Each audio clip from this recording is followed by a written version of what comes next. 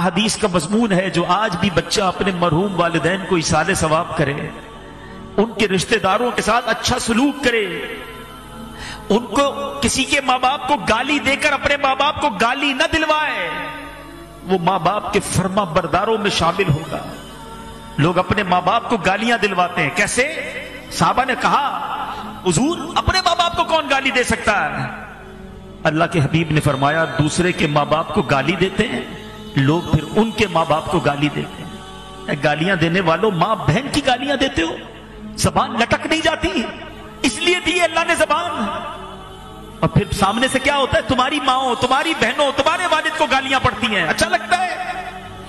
ارے ایسے کام کرو کہ لوگ کہیں ایسی اولاد ہے تو ماں باپ کیسے ہوں گے؟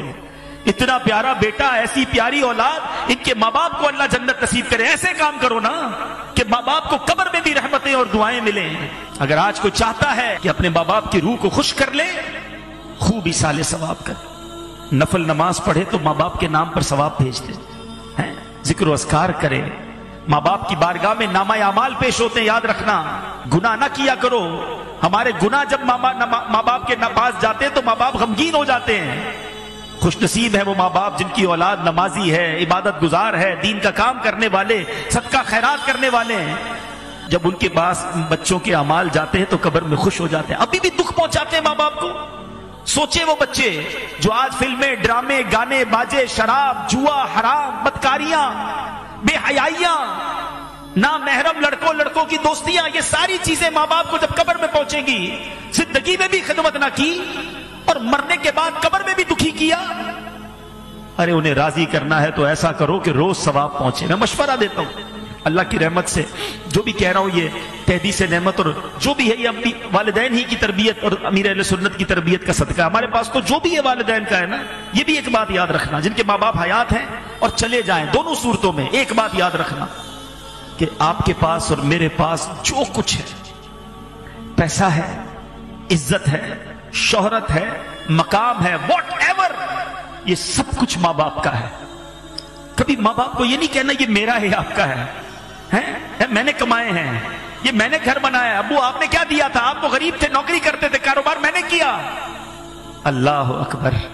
اگر یہی بچپن میں والد ہمیں ننگا روڈ پہ چھوڑ کے کہتا کپڑے خود لے کر آؤ، کدھر سے پہنتے لباس؟ ہم بغیر کپڑوں کے پیدا ہوئے، ماں باپ نے کپڑے پہنائے، ہمیں کھانا چاہیے تھا، نوالے کھلائے، چلنا نہیں آتا تھا، انگلی پکڑ کر چلایا، ارے استنجا نہیں کر سکتے تھے، ہمارے استنجا صاف کیے، ہم رات بھر روت کر ان کو جگاتے رہے، وہ جھولا دیتے رہے۔ سوچو نا، اچھا کہتے گھر دلا تو دیا، ملازم تو دے دیے، مہینے کے پیسے بھی تو بھجوا دیتا ہوں، اب اور کیا چاہیے؟ ارے ماں باپ کو یہ نہیں چاہیے، ماں باپ کو آپ چاہیے، ماں باپ کو بیٹا چاہیے، ماں باپ کو بیٹی چاہیے، اس کے دو میٹھے بول چاہیے، اس کا پیار چاہیے، اس کی محبت چاہیے۔ وہ پیسے کے لیے جیے کب تھے؟ اور اب اگر وہ چلے گئے نا تو یہ مت سمجھنا یہ پیسہ میرا ہے، خدا کی قسم، خدا کی قسم تمہارے پیسے کا نصیب ہے۔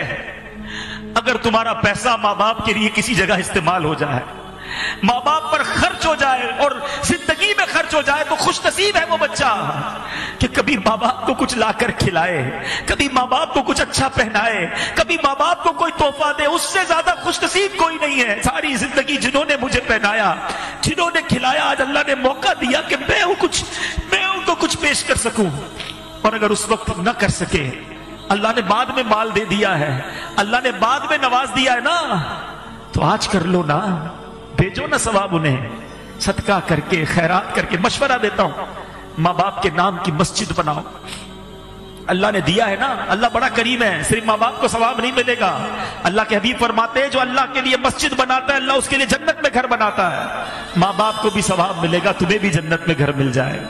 اور ہم نکمے روز ثواب نہیں پہنچائیں گے، مسجد والے روز ثواب پہنچائیں گے۔ مجھے جب بھی فیضان جیلان دیکھتا ہوں، اس مسجد میں جب بھی آتا ہوں، مجھے سکون ہوتا ہے کہ انشاءاللہ یہاں ہونے والی ہر نماز میں میرے والد کو ثواب ملتا ہو، یہاں ہونے والے ہر اجتماع میں میرے والد کو، مجھے بڑی امید ہے، مجھے یاد ہے وہ سارے دن کہ اس مسجد میں کتنے نمازی تھے اور کس طرح ابو آتے تھے، کس طرح ہماری ہمتیں بڑھاتے تھے۔ مجھے ایک صاحب ملے، مرنے کے بعد بہت ساری باتیں پتہ چلتی، اسلم ڈیڈی ماشاءاللہ اس مسجد میں، وہ بھی ہمارے بہت اچھے ساتھیوں میں سے تھے، آج کل فیصلہ آباد میں ہیں۔ مجھے ان کا میسج آیا کہتے عبدالحبیب بھائی یوں تو آپ کے والد صاحب کی بہت ساری یادیں ہیں، مگر ایک بار فیضان جیلان مسجد، جب یہاں گھر تھا، یہ مسجد گھر کے اندر تھی، تعمیر نہیں ہوئی تھی، چھوٹا سا ایک گھر تھا، تو کہتے اتنی بارش ہوئی کراچی میں کہ پانی بھر گیا، ساری رات بارش ہوتی رہی۔ کہتے میں بڑی کوشش کر کے پانی میں سمجھ لیں گاڑی بھی میری ڈوبنے لگی، بڑی مشکل سے، گھر تھوڑا دور تھا ان کا، میں فجر کی نماز کے لیے یہاں پہنچا، میں تھا، میرا ایک بیٹا ساتھ تھا یا 2 بچے ساتھ تھے۔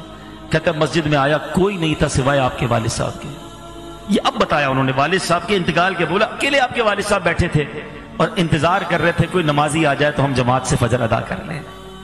تو اللہ تعالیٰ ان کو جنت الفردوس میں اعلیٰ مقام عطا۔ ابو کی تو اب یادیں ہی رہ گئی، مگر اب میں یہ چاہتا ہوں، ہماری تو وہ دولت چلی گئی، جس کے پاس ہے قدر کر لو، دعائیں لے لو۔